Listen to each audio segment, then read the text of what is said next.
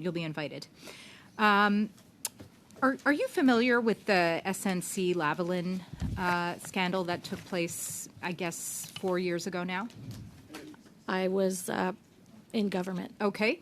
Are you familiar with the WE scandal that took place in government? I guess it would have been 3 years ago now, two and a half years ago now? I was Member of Parliament of Ottawa-Vanier. Okay. I guess what I'm getting at, President, is how do you think we can possibly trust a government who, I guess I'll also ask, are you aware of the ethical breaches of the Prime Minister? As you are. Okay. Are you aware of the most recent ethical breach of the Minister of Trade? As you are. Great.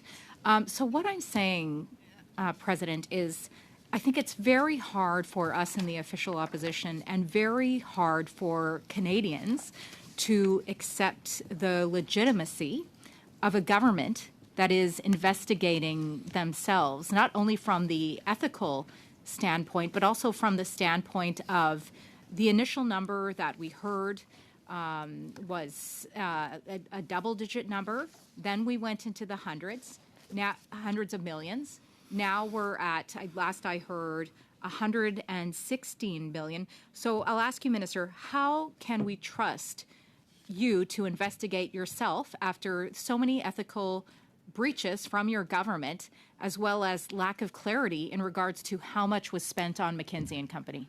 Well, first, thank you, everyone, for being here today. We do have a framework to manage procurement. We have laws, regulations, government-wide policies, directives, and guidelines. We also have department policies and guidelines. And if I may, I might share this chart with all members to see that we do have those mechanisms in place. And we continue to look into them, how we can strengthen them.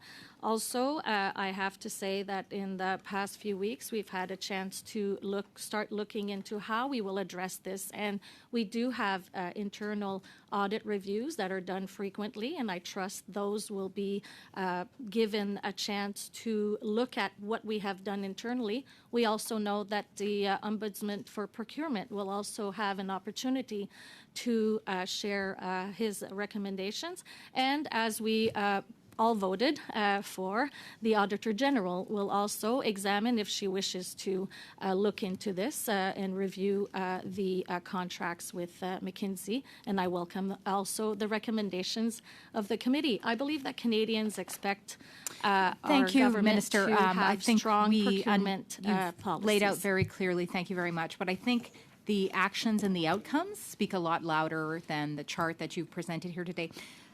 President, are you familiar with the Purdue case with McKinsey, their implication in the opioid crisis in the U.S.? I haven't been informed, yes. Okay. Are you aware of the situation with the Saudi Arabian dissidents and McKinsey, how they feel endangered here in Canada as a result of the implications of McKinsey and Company? I also have been informed, yes. I'm wondering then how you, as the president of the Treasury Board and a representative of this government, can feel comfortable giving over $100 million to an organization which has been implicated in such a terrible lack of ethics and scandal, to the tune of an over 50-fold increase since the time that you have been in government, you and your government have been in place. How can you explain that, please, that you and your government align with such a company that lacks such ethics at such a grand scale, 50 times greater than the government previously? Actually, I'd like to inform that under the previous government, an integrity regime was put into place, and we have continued to use this integrity regime, which is also making sure that we foster ethical business practices.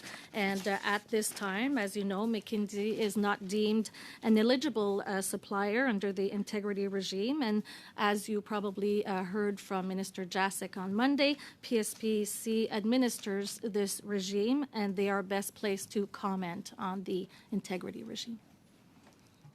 Thank you, Chair. As always, Passing the right buck. on 6 minutes. Thank you.